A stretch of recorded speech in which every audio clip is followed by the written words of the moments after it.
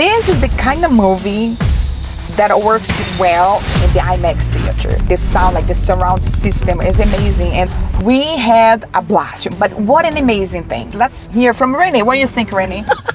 Actually, I'm just learning about the story, the actual story of the Odyssey movie from the movie, which is today. We just watched it today. I wasn't actually too familiar with the story, and I haven't read I didn't know it was based off from a book, and I haven't read the book.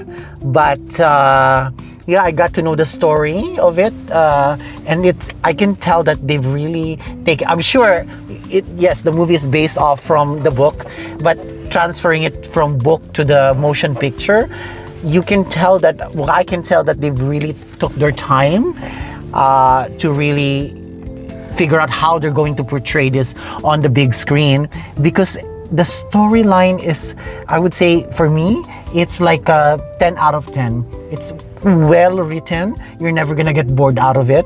And the actors, they did not disappoint. They delivered, you can tell that it's a top-notch acting. Everybody's like A-class, A-class acting level.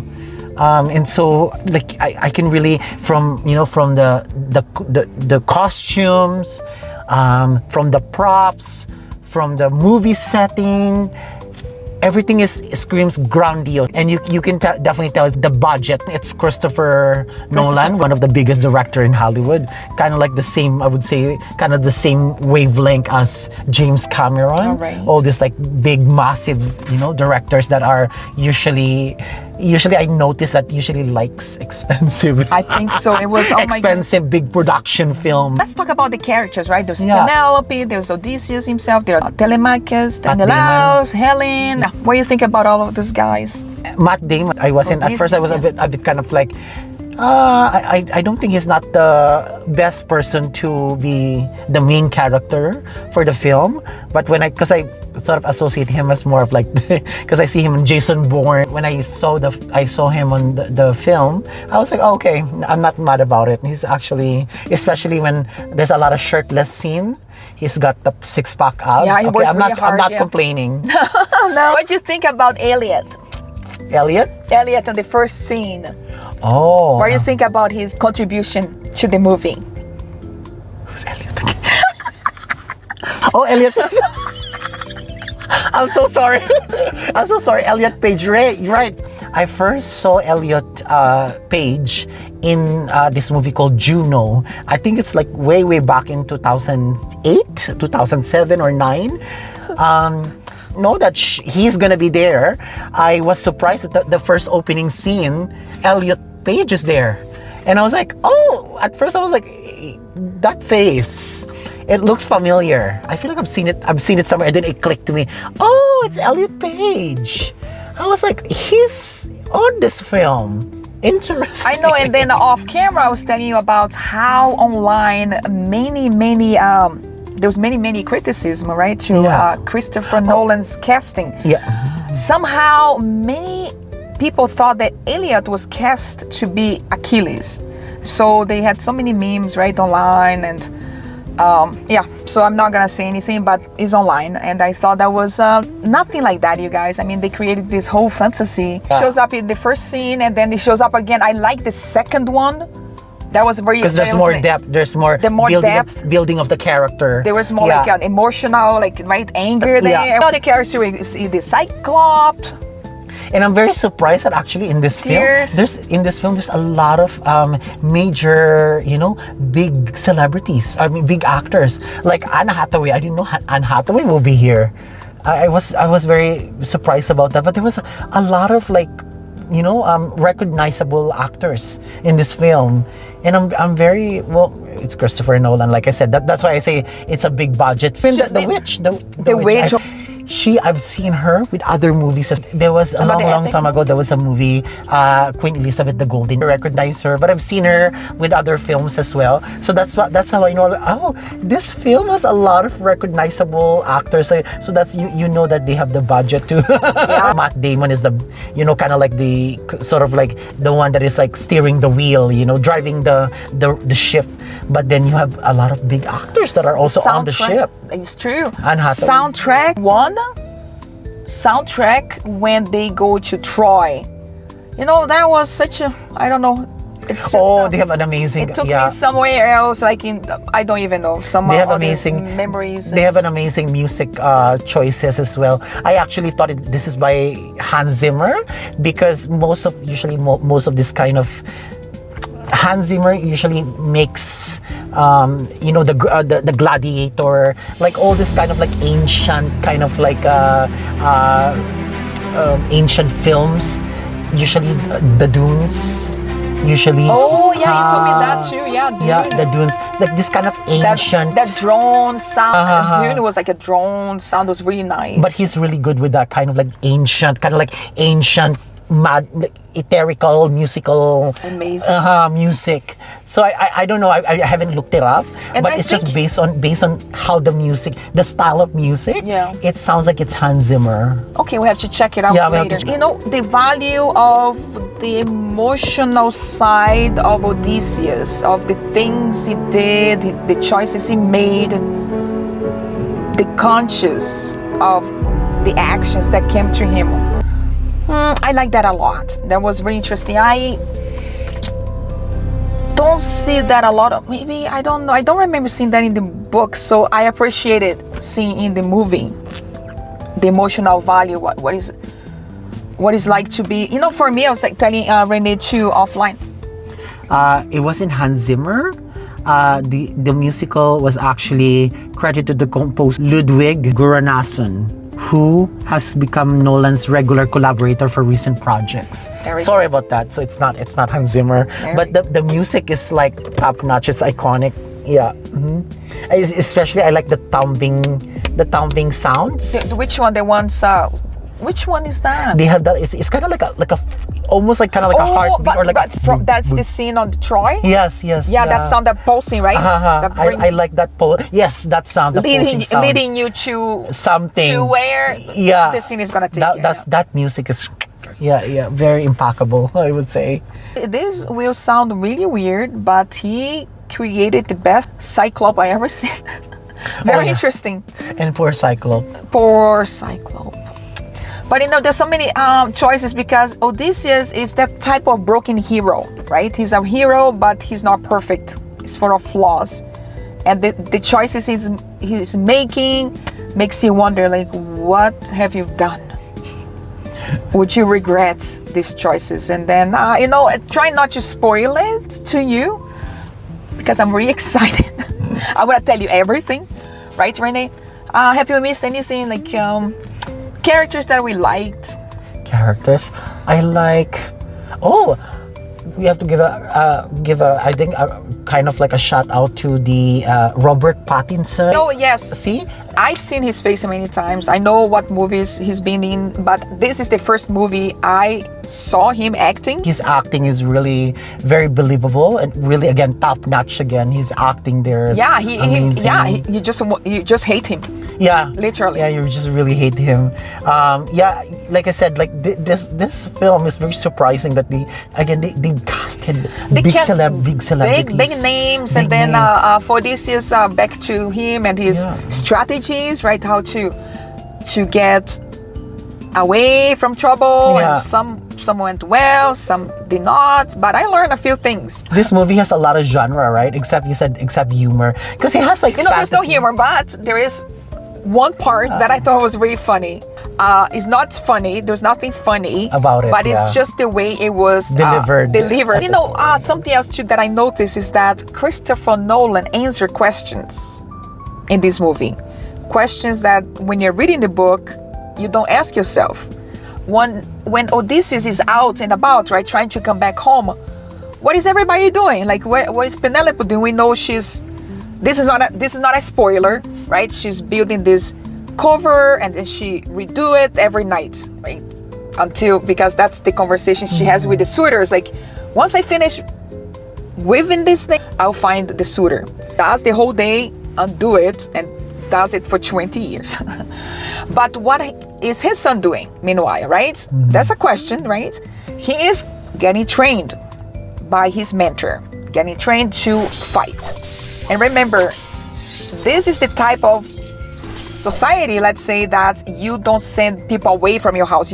They show up at your house, they eat, you do not tell them to go away, because it's the same way that if you are lost, they would welcome you in their home and feed you. So, but there are way too many men there. And then it's becoming a hazard. So the son that is only 18, like, he wants to protect his mother, protect the name of his dad, and get rid of this man. But he cannot do it alone. So I thought, like, he grew up really quickly, right? So something like that. It's a pretty long movie. It's 3 hours. It is, and it's 3 hours long. 3 hours long, and can I tell you something? You guys, I did not even go to the bathroom. I had drank a lot of water, and I could not, because I would miss major parts of it. So I think it's a tip. Like, you don't drink a lot of water like I did. But it's not like you're gonna get bored. The characters, the characters in the movie, they're always introducing something new. But also the character, the setting of the story is always constantly changing. They're in an ocean, they're in an island, they're in the mountains, they're on top of the mountains, they're back in the ocean. Oh, now they're in one of the ancient palaces. Because there's memory, right? So Calypso is asking Odysseus, like, do you remember? And then he had the flashback. So you don't get. And there's bored. a flashback, another flashback on top of the flashback. The time, the time frame of the story is also going back and forth. So you don't actually, even though it's 3 hours long, you don't get bored, because they're always introducing something new, and like I said, did I mention fantasy is there too? So you'll have mythological, characters in there, creatures in there. So yeah, you're definitely gonna be not gonna be bored, because they're introducing some interesting characters. That's right. And Helen, right? Helen, I'm not gonna say anything, but you guys will be so surprised. I say nothing. But just she has wait. no pores. She no has pores. no pores. No pores. Beautiful skin. Beautiful skin. Beautiful skin. Beautiful hair. Yeah. Christopher Nolan did a fantastic job in this casting. Favorite scenes? There's so many. There's so many favorite scenes. I think I like I like when he reclaimed, when Odysseus finally came back to his home, came back home, and reclaimed his throne and reclaimed his position. But not immediately, right? He's like, he mentions, like, I'm not home yet. He had to make right on his own mind because of the things he's done. Yeah. Regrets, misses, losses. He had to feel like he was back home himself, like himself. So it's very interesting. But that's a very powerful scene. I like that. And the background, the background music that comes with that scene, really powerful. I really like that one. The suspense. I think the thrilling of when they bring the horse too. I like. Oh yeah. That part. That was a good scene as well. Favorite character. I mean, the Trojan. You're talking about the Trojan horse. The Trojan, yes. Yeah. That was so interesting. I think because I'm influenced by the music. That song. It's very interesting. It took me to another place, I guess. I don't know. Favorite mythological creature? Ooh. Do you have one favorite? Interesting. I like. I didn't really like. I would say but I got spooked on the mountain spider octopus. I don't know what that is. Oh, the one. But it has like many hands. Many hands. Yes. Anyway, yeah, this another mythological creature that was living inside a rock mountain, and just come out of nowhere and started grabbing soldiers. It's like, I don't know what it is. It's some kind of tentacles or yeah. That's why I call it some kind of octopus or something like that. Yeah, something like that. Yeah. I like Circe. Thank you, Christopher Nolan, for making her like beyond my expectations. Circe, right? The witch. You guys, I say nothing. She was brilliant. Oh, is that the one that She was I have lots of food. I have lots of food. I have lots of food. Oh, don't worry. Don't worry, come eat it. Just eat.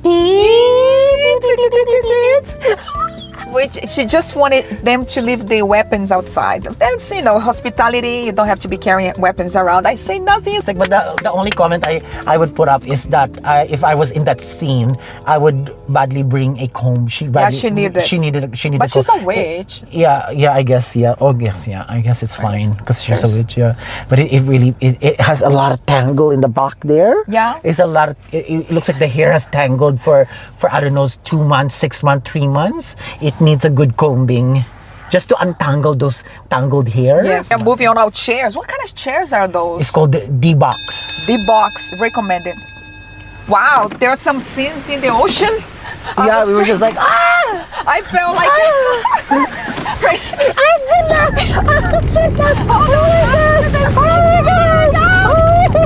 Wow, the water, you can feel the water. I was like drying myself. Yeah, like, so you a can lot feel the of water. Oh.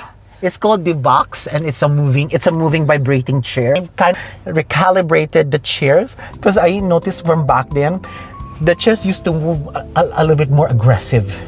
But or maybe there's a button that you can make it more aggressive. Maybe so. I think so. Maybe so. Like there's an adjustment. But today, their chair were moving. I would say they're okay. But I feel like there was a time where I even think of like back then maybe they should add seatbelt to this because it's literally aggressive the way they're moving. But now today it wasn't so aggressive. That was actually it's a right amount of vibration and moving. It's not like you're gonna come off the chair. So nice. But there was a time. Even I noticed the chair is wider. Yeah, that's why there was a space, wider, right? I was saying that has an aggressive movement. It was a red color. First of all, the chair is a red color, and the chair is a lot narrower, and that moved aggressively. But this one is like the right amount of, right amount of movement. About for the few 20 minutes, it's kind of like adjusting to what is coming next, right? So, what the son is doing, getting trained, he needs to strength his mind, because it's not just waving a sword around. Like you have to be intentional. So it's pretty awesome. And then trust everybody. Yeah. Like you guys know that. Yeah. That's why the main character, Odysseus, he wasn't too much about sharing or confining with other characters, because there's a lot of snitches, so he doesn't give out too much of what's going on and what's his planning and what's gonna be the next move or the next step. I noticed that he keeps it to himself because he wants to he sort of wave out who he can trust, who he can, not trust. And I really learned something that really stuck with me about his kind of like character, that I'm like, oh, he's a smart guy. He just says enough but not too much. He just shows enough but not shows too much. And I'm like, enough that it doesn't give out too much to the enemy. And then I thought that was a really brilliant, smart strategy of him. But there's a scene that's so important when most men realize he is a leader.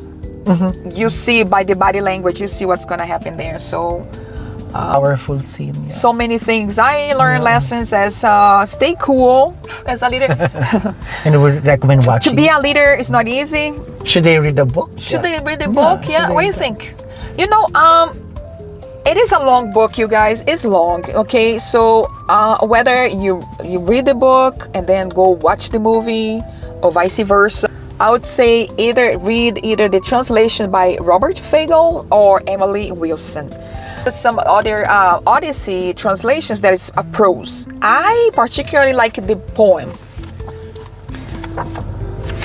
Maybe audiobook, the poem is amazing. If you get the audiobook or the book or both, follow along, get the audiobook and read the book at the same time. I don't know, it's a great experience. And watching the movie, there's one character that I'm so happy Christopher Nolan actually have it in the movie.